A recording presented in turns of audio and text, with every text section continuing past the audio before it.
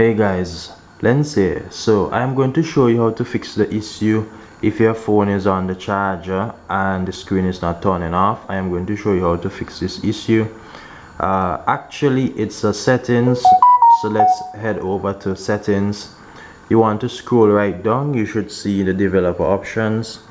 If it is not enabled on your device, you will need to go to about, software information, hit the build number 7 times, and you should see it enable. Mine already enabled, so you go back, developer option here.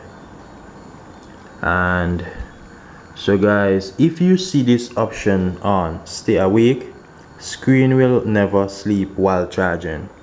You want to take this option off.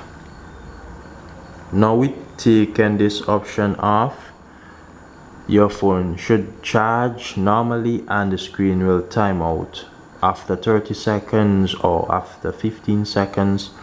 We set our timeout at 30 seconds of inactivity, so you can set yours accordingly.